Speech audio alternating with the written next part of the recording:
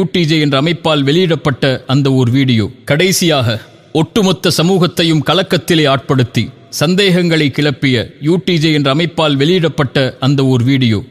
அந்த வீடியோவின் காட்சிகளை வைத்து அதை நியாயப்படுத்தியும் எதிர்த்தும் கேள்விகளை முன்வைத்தும் எல்லா நாவுகளும் சமூகத்திலே பேசி தீர்ந்துவிட்டது.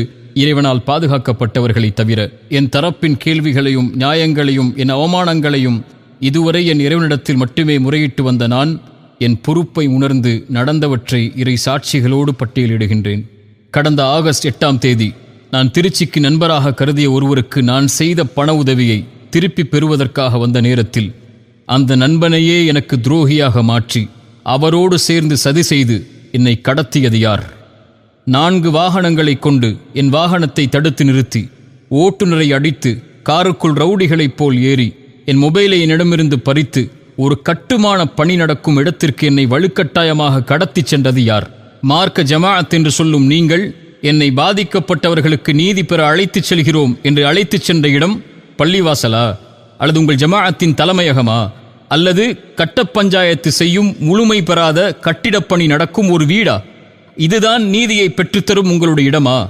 என்னை ஒரு அறையில் அடைத்து ஜமாஅத் என்ற பெயரில் 10 சிறுவர்களையும் வாலிபர்களையும் பயன்படுத்தி கட்டுமான ஆயுதங்களையும் கத்திகளையும் கொண்டு இந்த இடத்திலிருந்து நகர்ந்தால் உன் உயிருக்கே உத்தரவாதம் இல்லை என்று மிரட்டி என் மொபைலை, என் உடைமைகளை பறித்தது யார்? நான் கடத்தப்பட்டது என் மனைவிக்கு தகவல் தெரிந்ததும் காவல்துறைக்கு அவர்கள் அறிவித்து விட்டார்கள் என்பதை அறிந்தவுடன் பயந்து வந்து UNTJவின் தலைவர் ரஃபி அவர்களே, என் முன்னால் வந்து என்ன சொன்னீர்கள்? லீகலா போறியோ? காவல்துறைக்கே தகவல் கொடுத்துட்டியோ? நாங்க எவ்வளவு பெரிய ஜமாஅத் தெரியுமா இந்த ஊர்ல? காவல்துறை எங்களுக்கு வந்தால் சல்யூட் அடிக்கும். அவங்க வர்றதுக்குள்ள உன் கதியை என்ன ஆக்குறோன்னு பார் என்ன மிரட்டி என்னை தாக்குதலுக்கு உள்ளாக்கியது யார்?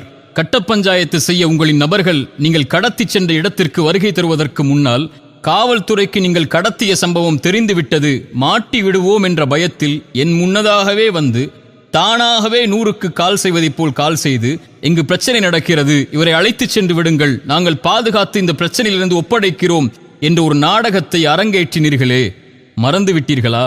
100க்கு தகவல் தெரிவித்ததால் ஒரு போலீஸ் வந்தவுடன் நீங்கள் நடத்திய நாடகத்தை தான் அந்த வீடியோவில் இந்த உலகம் பார்த்தது. அதற்கு முன்னால் நீங்கள் நடத்திய தாக்குதலை, தடுத்த அடிப்படை உரிமைகளை, மிரட்டிய இரையச்சமற்ற வார்த்தைகளை வீடியோ எடுத்தீர்களே, அதையும் வெளியிட்டிருக்கலாமே. கட்ட பஞ்சாயத்து செய்யும் உங்களுடைய காட்சிகள் வெளிவந்துவிடும் என்ற பயமா? இவர் எனக்கு 12 ஆண்டுகால நண்பர், UNTJவின் பேச்சாளர் என்று பொய் சொன்னீர்களே. இத்தனை வருடங்களில் ஒரு 5-10 நிமிடம் நீங்கள் என்னோடு உரையாடி இருப்பீர்களா? 1 அல்லது 2 முறை என்னை சந்தித்திருப்பீர்களா? இதுவரை உங்கள் அமைப்பு நடத்திய 2 நிகழ்ச்சிகளில் தான் நான் கலந்து கொண்டிருக்கிறேன். உங்கள் மக்கள் பலத்தை TNTJவிலிருந்து நீங்கள் வெளிவந்ததற்கு பிறகு வெறும் கூட்டத்தை நிரூபிப்பதற்காக என்னை பகடைக்காயாய் பயன்படுத்திய அந்த அநாகரிகத்தை உங்கள் தெரு ஊர்வாசிகளிடம் கேட்டு தெரிந்து கொள்வோமா? அந்த வீடியோவிலும் இன்று வரையிலும் இத்தனை அவதூறுகளையும் என் தரப்பின் நியாயங்கள் எதுவும் தெரியாமல் பேசிய அத்தனை நாவுகளின் வஞ்சகத்தையும் ஏன் பொறுமையோடு கையாண்டேன் தெரியுமா? ஒரு நாள் நீங்களே உங்களுக்கு எதிராக சாட்சி சொல்லக்கூடிய நாள் வரும்.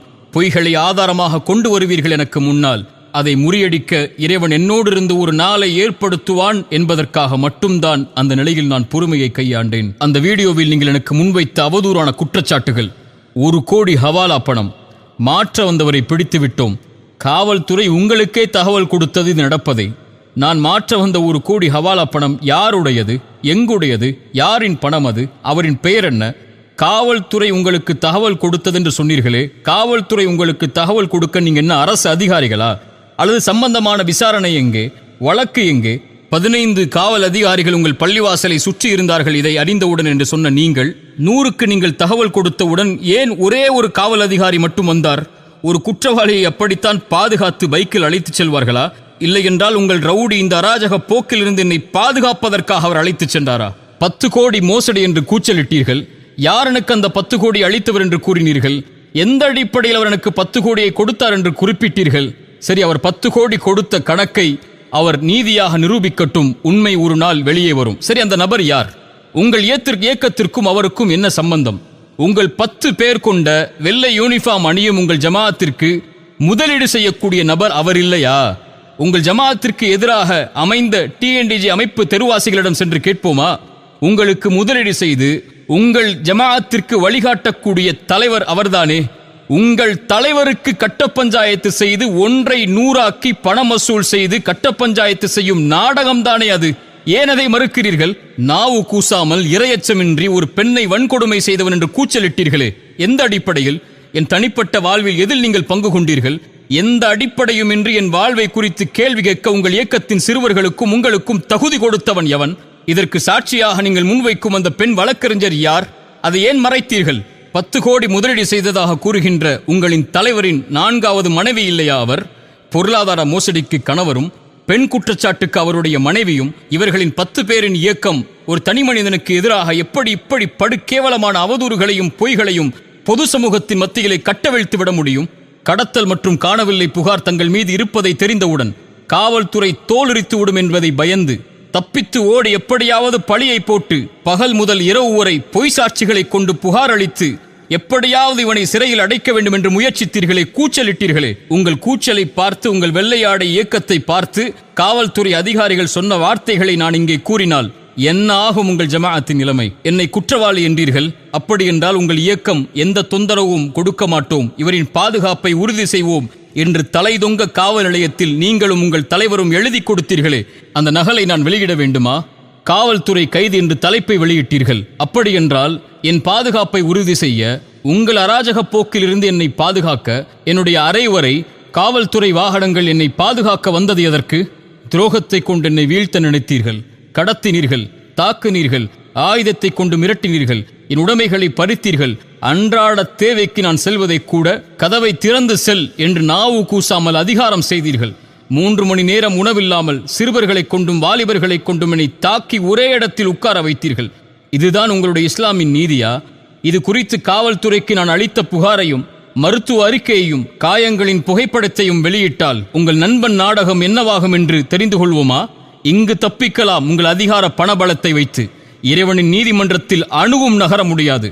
என் தரப்பின் நியாயம் வெளிவராது என்ற குருட்டு நம்பிக்கையில் என்னை பற்றி, என் வியாபாரத்தை பற்றி எந்த அறிவும் இல்லாமல் 1 மணி நேர வீடியோவை வெளியிட்டு அவரிடம் பணம், இவரிடம் பணம், இல்லாத ஸ்கூலுக்கு பணம், ஒரே நிறுவனத்தை வைத்து பல முதலீடு என்ற அடிப்படை ஆதாரமற்று இங்கு தேடினோம் அங்கு தேடினோம், தொடர்பு கொள்ள முடியவில்லை என்று பொய் கூறி உங்கள் ஜமாஅத்தின் முதலீட்டாளரையே வேற ஆள் போல் காட்டி, அவரின் 4வது மனைவியையே குடும்ப வழக்கறிஞராக காட்டி பொய்களை அரங்கேற்றி இருக்கிறீர்களே, இதற்குத்தான் இத்தனை நாட்கள் தேவைப்பட்டதா?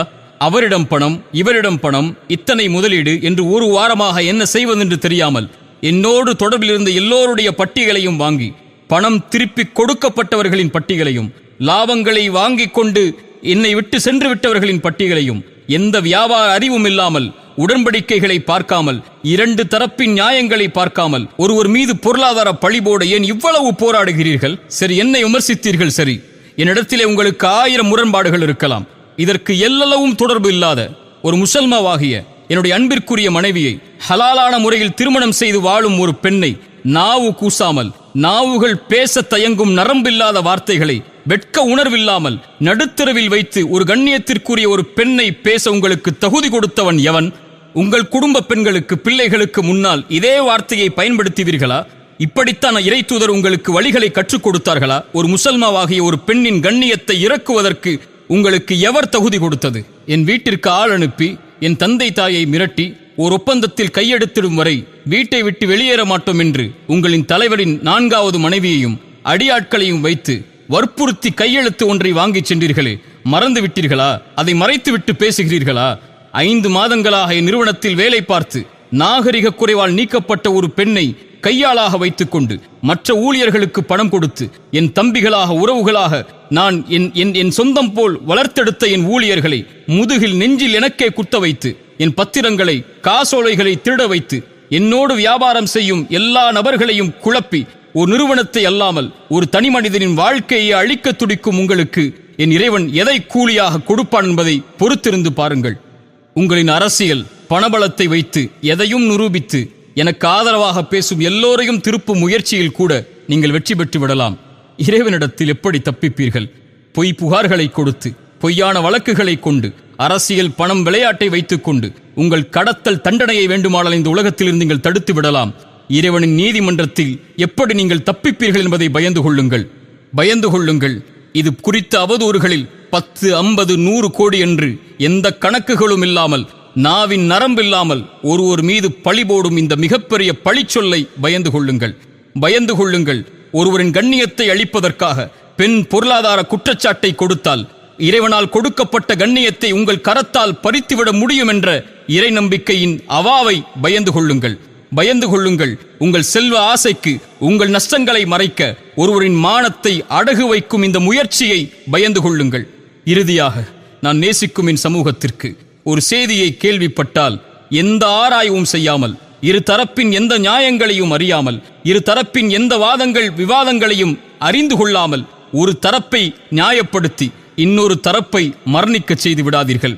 இறைவன் அதைத்தான் நமக்கு அறிவுரையாக சொல்கிறான். எந்த ஒரு அறிவும் இல்லாமல் எந்த ஒன்றையும் வெளிப்படுத்தாதீர்கள் என்று. இறைத்தூதர் சொன்னார்கள், கேட்பதையெல்லாம் மக்களிடத்திலே பகிர்ந்து கொள்பவன் பொய்யன் என்று. இறை நம்பிக்கை கொண்ட ஒரு அடியாருடைய பண்பை இறைமறை சொல்லுகிறது. ஒரு இறை நம்பிக்கையாளனை பற்றி அவதூறோ தவறான செய்தியோ வந்தால் அவர் அதை செய்திருக்க மாட்டார், அது மிகப்பெரிய அவதூறாகத்தான் இருக்கும் என்று தங்களின் மீது நல்லெண்ணம் கொள்வார்கள் என்று இறைமறை சொல்கிறது. தன் சகோதரன் மீது நல்லெண்ணம் கொள்வதை தன் மீது நல்லெண்ணம் கொள்ளக்கூடிய காட்சியாக இறைமறை நமக்கு அறிமுகப்படுத்துகிறது. யாரை பற்றியும் பேசாதீர்கள். யாருடைய கண்ணியத்தை பற்றியும் பேசுவதற்கு நமக்கு தகுதி இல்லை. யாரையும் அவமானப்படுத்துவதற்கோ, யாரையும் குறை காண்பதற்கோ, யாருக்கும் தீர்ப்பளிப்பதற்கோ நாம் உரிமையாளர்கள் அல்ல. எத்தனையோ தீர்ப்புகள் எனக்கு எதிராக அளிக்கப்பட்டு விட்டது. எத்தனையோ என் கண்ணியத்தை இழிகுலைக்கக்கூடிய செயல்களை பலர் இந்த சமூகத்திலே செய்து விட்டார்கள். இறைவனிடத்தில் இவை எல்லாவற்றையும் ஒப்படைக்கிறேன். என் தோழர்களாகிய என்னை நேசிக்கக்கூடிய இறைவனுக்காக என்னோடு இருக்கக்கூடிய சகோதரர்களுக்கு நான் சொல்லக்கூடிய வார்த்தை ஒன்றுதான், எவரை பற்றியும் பேசாதீர்கள். யாருடைய குறைகளையும் வெளிப்படுத்தாதீர்கள். தன் குறைகளை மட்டுமே கண்டதை சீர்படுத்திக் கொள்ளுங்கள். ஒவ்வொருவரும் மனிதர்கள்தான். ஒவ்வொருவரும் தவறு செய்யக்கூடியவர்கள்தான். தவறுகளிலிருந்து தன்னை திருத்தி மீட்டெடுத்துக் கொள்பவர்கள்தான் இறைவனிடத்தில் மேலானவர்கள். அப்படிப்பட்ட சமூகமாகத்தான் நாம் நம்மை வளர்த்திருக்க வேண்டுமே தவிர குறையுடையவர்களையும் தவறு செய்பவர்களையும் விமர்சனத்திற்கு உள்ளாக்கப்பட்டவர்களையும் தீர்ப்பு கொடுத்து அழிப்பது இறை நம்பிக்கையாளனின் குணமல்ல. இறைவன் அதிலிருந்து எம்மை பாதுகாக்கட்டும். இறைவனிடத்தில் பிரார்த்தனை செய்கிறேன், யாரெல்லாம் இந்த அவதூறுகளில் இருந்து விலகி இருந்தார்களோ அவர்களுக்கு இறைவன் கண்ணியத்தை தரட்டும். யாரெல்லாம் அறியாமல் இந்த அவதூறுகளில் சிக்கி தவித்தார்களோ அவர்கள் எல்லோருடைய பாவங்களையும் இறைவன் மன்னிக்கட்டும். கடைசியாக என் போல் சோதிக்கப்படுகின்ற எல்லோர்களுக்கும் நான் சொல்லக்கூடிய வார்த்தை, லா தஹஃப் லா தஹ்சன், கவலை கொள்ளாதீர்கள், பயம் கொள்ளாதீர்கள். எதுவாயினும் இறைவன் நம்மோடு தான் இருக்கின்றான். இதை தவிர இந்த விமர்சனங்களுக்கு நான் எதையும் கூறப்போவதும் இல்லை. இந்த விமர்சனங்களுக்காக எந்த ஒரு வீடியோவையோ ஆடியோவையோ இனிமேல் வெளியிடப் போவதும் இல்லை. யார் தூற்றினாலும் அதை குறித்து கவலை இல்லை. யார் போற்றினாலும் அதை குறித்தும் கவலை இல்லை. எவரின் அங்கீகாரத்தை கொண்டும் இந்த சமூகத்திற்காக நான் உழைக்கவில்லை, என் இறைவனின் அங்கீகாரத்தை தவிர. இறைத்தூதரின் வார்த்தையை எனக்கே முன்வைக்கிறேன். இறைவா, இந்த ஒட்டுமொத்த சமூகமும் என்னை புறக்கணித்தாலும் நீ என்னோடு இருக்கும் வரை எதை குறித்தும் எனக்கு கவலை இல்லை. மேலும் அபூதர்தாவின் வார்த்தைகளை இந்த சமயத்திலே கூறிக்கொள்கிறேன். ஒருவேளை என் மானத்தை உங்களுக்கு முன்னால் கடன் கொடுக்கிறேன். வறுமையின் நாள் வரும், பேசுங்கள், எதை வேண்டுமானாலும் அது நன்மைகளாக திருப்பி வரும் என்ற நம்பிக்கையில் நான் பயணிக்கிறேன். இதை தவிர எந்த ஒரு ஆடியோவோ வீடியோவோ என் சார்பாக இந்த குழப்பங்களுக்கு வெளியிடப்படவில்லை. வெளியிடப்பட்டதாக சொல்லப்படுகின்ற எத்தனையோ ஆடியோக்கள் இதற்கு முன்னதாக பேசப்பட்டவை. இறைவன் எல்லாவற்றையும் நன்கறிந்தவன். எல்லா பிழைகளையும் இறைவன் மன்னிக்கப் போதுமானவன். எல்லா குறைகளையும் மறைக்கப் போதுமானவன். எல்லோர்களுக்கும் இறைவன் நேர்வழி காட்டி எல்லோர்களுடைய செயல்களையும் இறைவன் அங்கீகரிக்கட்டும். அஸ்ஸலாமு அலைக்கும் வரஹ்மத்துல்லாஹி வபரகாத்துஹு.